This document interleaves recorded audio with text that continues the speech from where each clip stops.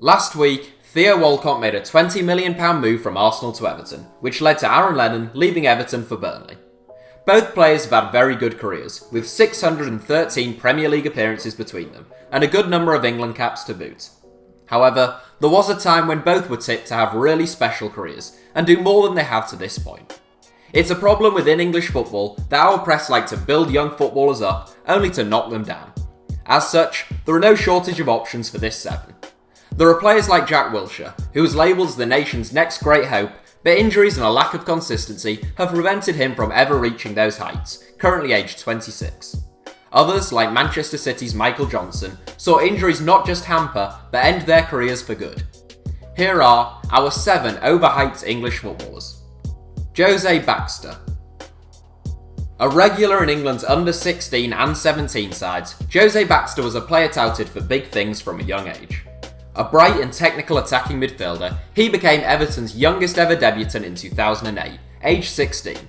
It was around that time that he started being talked about as a future England international, despite never having made a real impact on a first team game. Over the next 4 seasons, he played only 7 league games for the Toffees. The last few years have seen Baxter play some decent football in League One with both Oldham and Sheffield United, but he was released by the Blades following a failed drugs test. The 25-year-old is now back at Everton as he looks to revive his career. David Bentley. A right-sided midfielder with a wicked cross and a real ability from dead ball scenarios, comparisons with David Beckham were all too easy when David Bentley began to introduce himself to the English footballing public.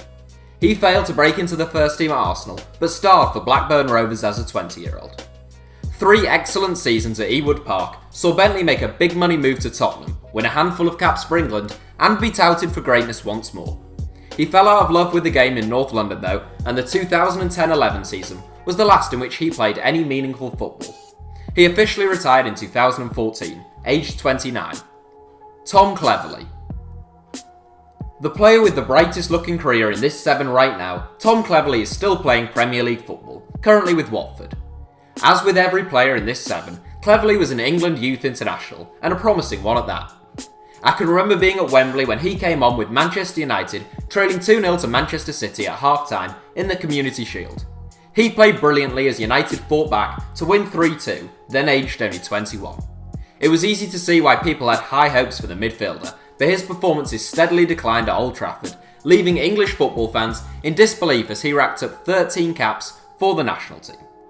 Cleverley is still only 28, but it seems unlikely he will reach the heights once predicted of him, or even return to the England setup for that matter. Josh McEachran. Another central midfielder, Josh McEachran was seen as the golden boy of Chelsea's academy at one time. He won 38 caps for England at youth level, as a tidy and intelligent midfield player. Like most youngsters at Stamford Bridge, he went out on loan a number of times. His progress seemed to stall though, and he continued to be a bright prospect even once he was into his 20s. He finally left the Blues in 2015 to join Brentford, where he remains now, aged 24. Jack Rodwell.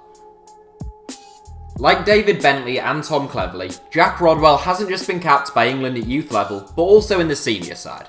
An energetic and robust midfielder in his early days, Rodwell played in Europe with Everton at just 16, and made a move worth a potential £15 million to Man City in 2012. Roberto Mancini probably thought he was getting himself a solid and dependable player who'd help City meet homegrown player quotas. Rodwell barely played though, and he was soon shifted on to Sunderland for £10 million. Since then, the 26-year-old has been utterly dreadful. Sunderland fans have had their fair share of rubbish players in recent times, but even they consider Rodwell to have been especially dreadful. John Bostock.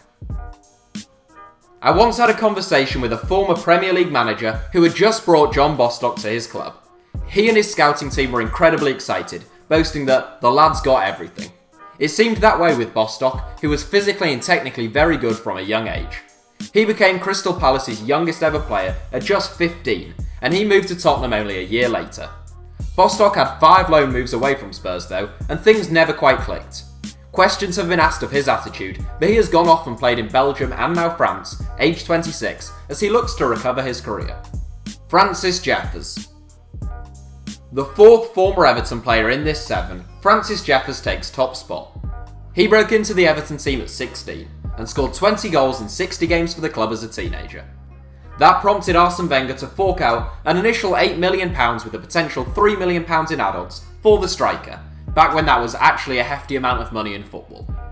Arsenal won a League and Cup double in his first season, but he played only 6 league games, struggling to dislodge the likes of Dennis Bergkamp, Sylvain Wiltord and Thierry Henry.